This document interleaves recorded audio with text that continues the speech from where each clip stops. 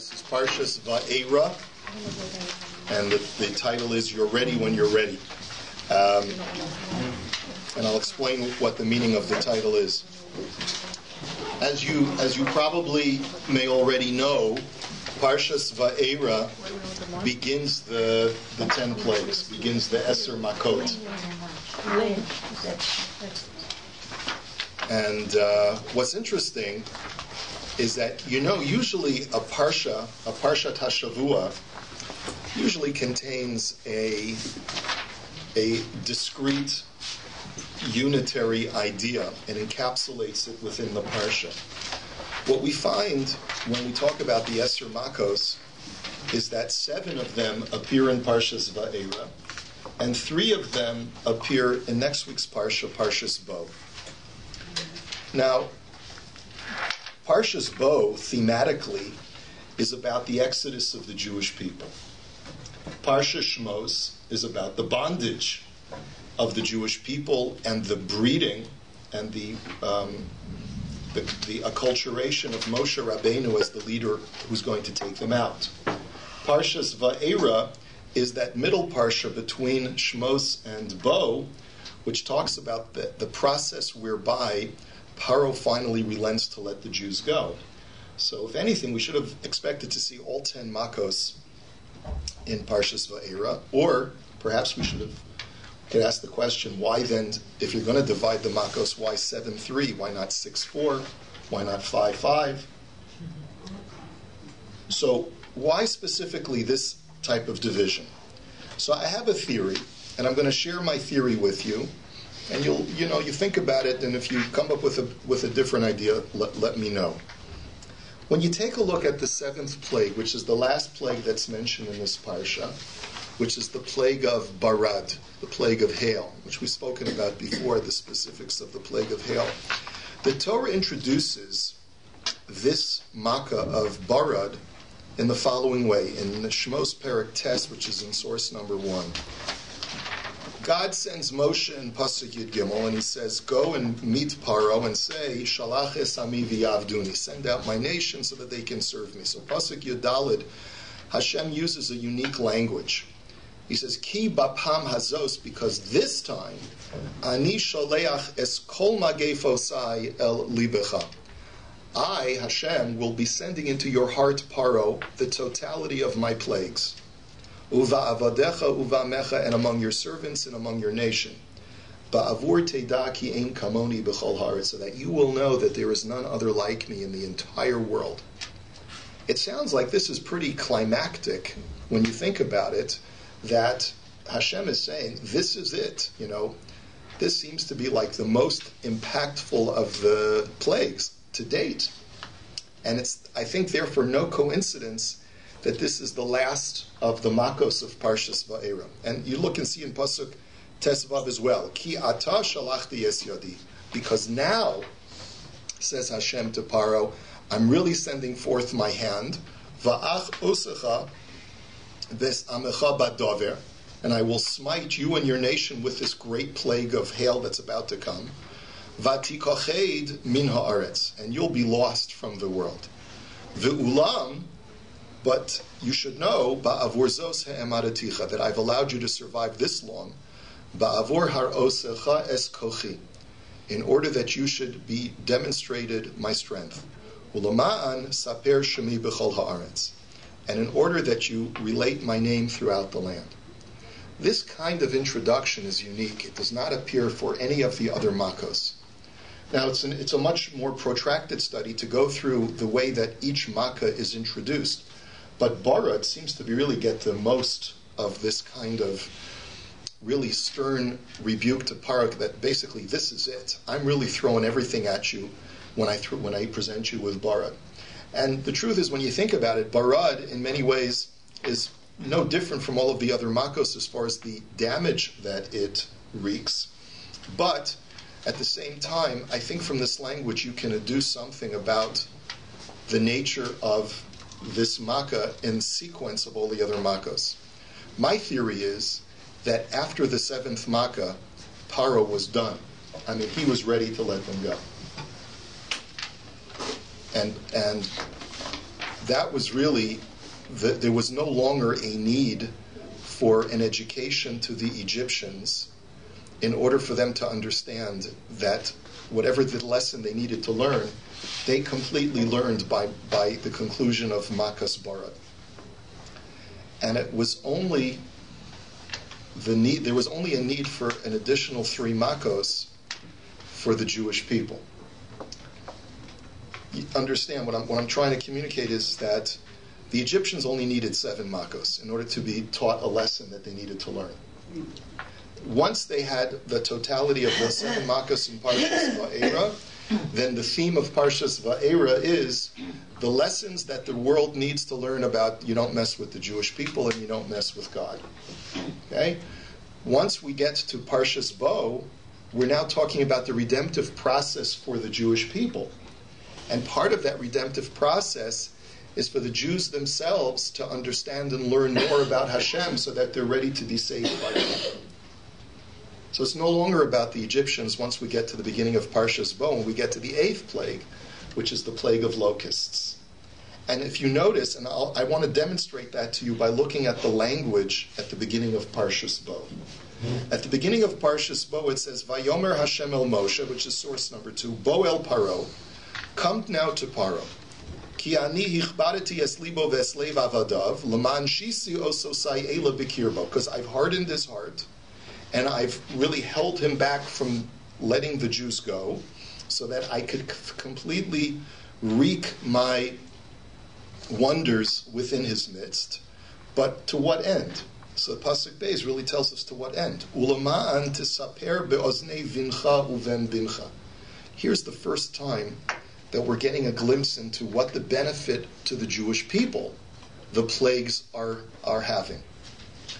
So that what? So that you can tell to your son, to your child and to your grandchild, Eis asher his alalti b'Mitzrayim, that which I have wrought upon Egypt, ve'es ososai asher samti vam, and the wonders that I have placed upon them, vidatem ki ani Hashem, and you, the Jewish people, will know that I am God. Here, so there you see, this is a significant shift in the language of why Hashem is bringing the Makkah. By Barad, Hashem says, Paro, after you experience Barad, you don't need any more education about God and His ways. You've been sufficiently trained in understanding what the retribution is for someone who goes up against Hashem and His people. But the Jewish people haven't fully learned, because the Jewish people need additional education, they need additional reinforcement that the first 7 plagues have not yet fully ensconced or engendered within them. They therefore need the next 3 makos of Arbe, Choshech, and Makas Bechoros, which is in next week's Parsha, in order to give them a fully comprehensive lesson so that they'll be able to communicate that to their children and their grandchildren. Now, this should not be terribly surprising. By the way, if you have to work through the psukim in more detail, I'm just really giving you the abbreviated conclusion, but I think that there's a lot more that you can go through the psukim to really bring this out. So, but the idea itself should not be an earth-shattering idea. I mean, you're dealing with 2 completely different cultures. You're dealing with the Egyptian dominant ruling culture, which on the one hand are more sophisticated, are more capable of being educated, and you're dealing with a slave class of Jews. And we know that the Jewish people are what? We're an Am Kshei Oref. We're a stiff-necked people. So it takes us a longer time to finally let these things sink in, that we do have a God that cares about us. But I think there's something more significant here, and that is that it's easier to give a lesson to a person that they're being punished for being bad than to educate someone that they are worthy of redemption.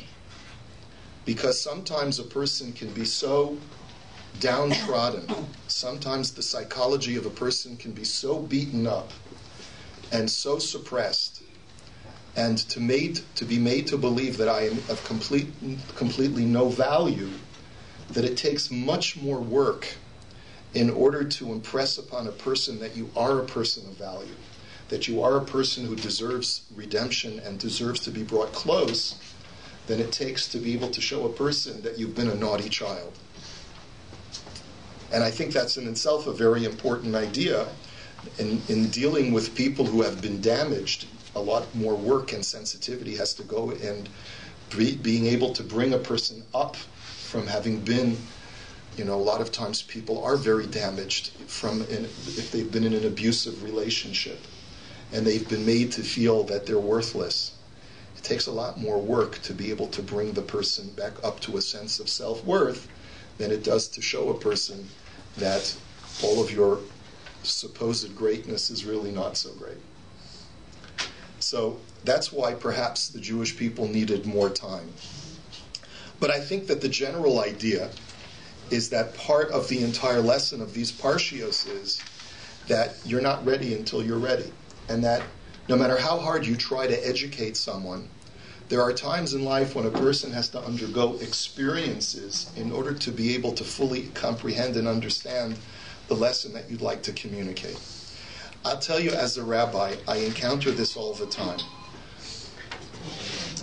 And I encounter this especially when it comes to situations where, unfortunately, there are a lot of situations where I encounter this, but one of the classic examples is in situations where a marriage, unfortunately, fails. And there's a lot of acrimony at a time when a couple is divorcing. And you can speak to any divorce lawyer, they'll tell you the same thing. An objective person will look at the situation and say, okay, split the assets fairly and go your own separate ways, and you'll start your lives all over again.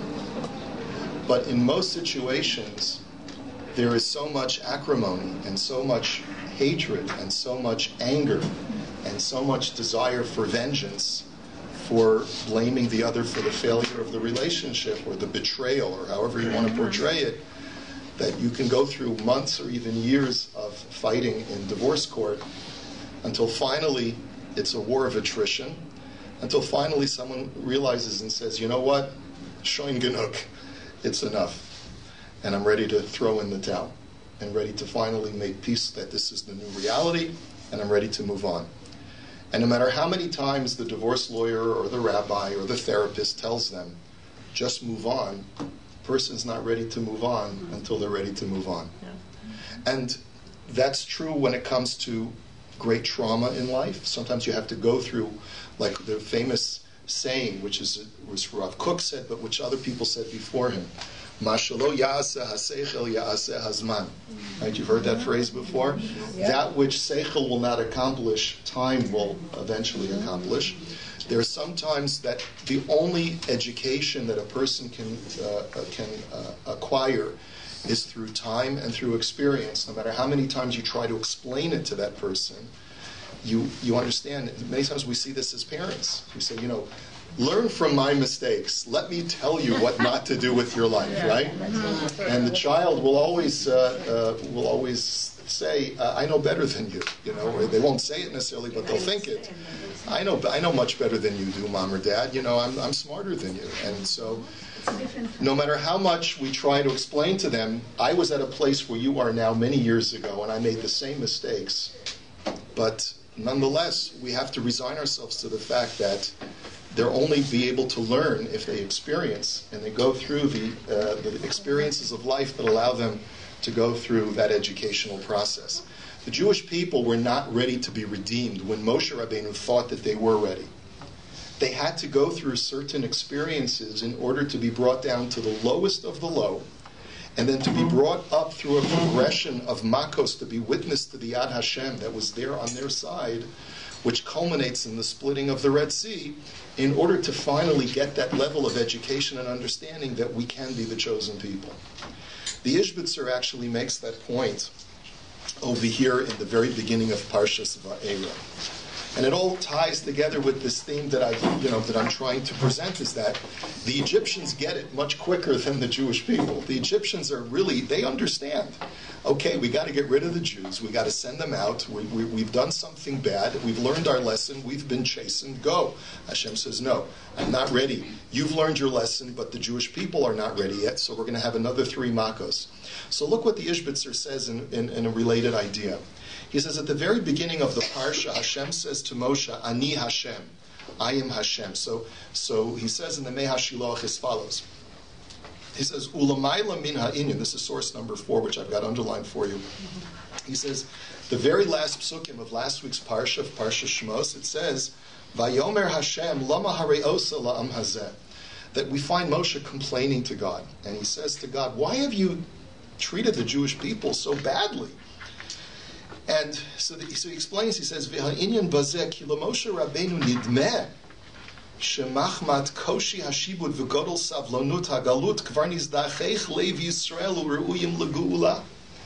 He says, Moshe looks at the tremendous squalor of the Jewish people.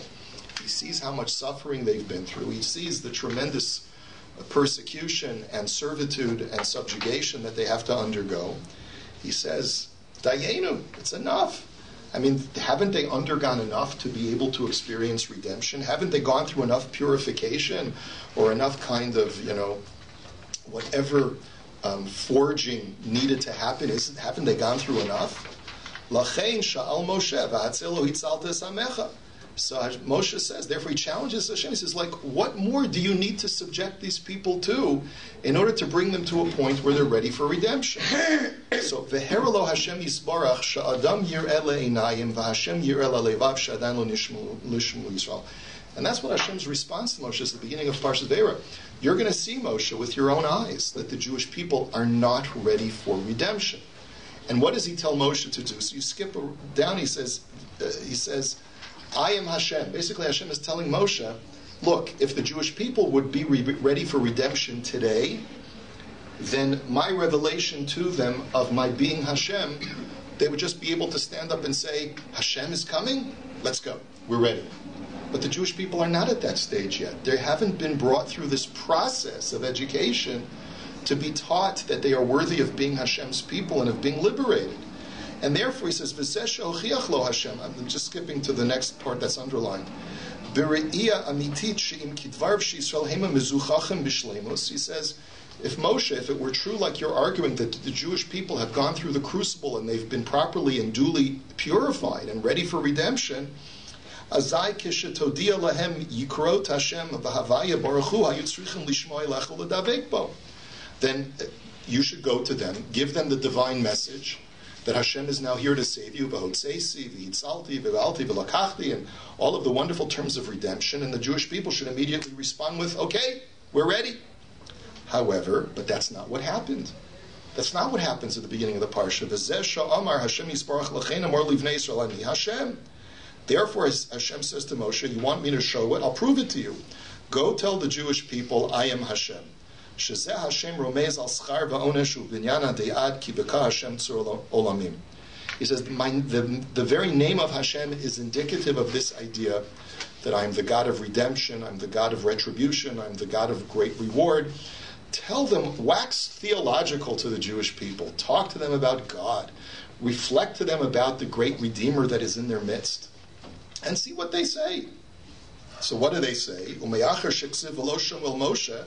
So what's the response of the Jewish people after Moshe gives them this grand soliloquy about redemption and about the glorious future? V'lo shomel Moshe mikotze ruach u'me'avodah kasha. They couldn't listen. They couldn't hear. The oppression was too great, but also because they hadn't yet gone through that process. The process of understanding who they were and their own self-worth. And therefore, he says, Mizen nitra'eh mefarash adayin lo nizdachachu b'shleimut. He says that was the greatest proof that the Jewish people were not purified. They weren't ready yet for the actual liberation. B'lifnei Hashem yitbarach niglu ta'alumot libam shadayin inam re'uyim legu'ula. Only Hashem was able to make that determination that it wasn't yet time for their redemption. Ubetach v'hagia eit dodim lo yitakvu rega. But we know for sure that when the time of the beloved's reunification and the time of redemption is supposed to come, then it's not going to even be a blink of an eye. It'll happen immediately, because why would Hashem ever hold back redemption if we're ready for it? As it says in Shir HaShirim, that God is skipping over the mountains to redeem us. So Hashem was not delaying the process. Moshe's complaint was, God, what's taken so long? Haven't they suffered enough? Hashem's response is, Moshe, there's a fermentation process here. The Jewish people have not gone through the full iteration, the full cycle of suffering and then witnessing miracles on their behalf. They have to be brought down to the lowest of the low and have to be completely rebuilt and then restored in their faith in God, restored in their faith in humanity, restored in their faith in themselves. And only then will they be ready for redemption. So you've got to be patient. You've got to understand that redemption comes when redemption comes. It's a lesson for us to understand that every single year that goes by in our diaspora existence serves a purpose. Every moment that we are not yet in our final redemptive process, we are going through that process of fermentation. And every event, even tragic events like we saw last week, are part of a process that is bringing us one step closer to the ultimate redemption. But we can't complain to Hashem like, what's taking so long? Because if it's not time, it's not time. And we have to be patient and wait for the time to finally arrive. And it's the same thing, it's true with our own, psychologically it's true as well. I mean, the Ishbitzer is speaking on a metaphysical level, but it's true on a psychological level as well. We can't expect our children to learn the great lessons of life if they're not ready to learn the great lessons of life. So we can tell them, don't make the same mistakes. Son, don't do the things that I've done. Don't throw away your money. Don't do this. Don't do that. Better you should go for this. And when they're ready, they're ready. When they're ready, they're ready. And sometimes they have to go through certain of their own trials and tribulations in life in order for those lessons to be well absorbed and well established within themselves. So hopefully we'll be able to see the time when we come full cycle, and instead of it just being Reshit Semicha Gulatenu, hopefully it'll be really Gulatenu. Have a great day, everyone.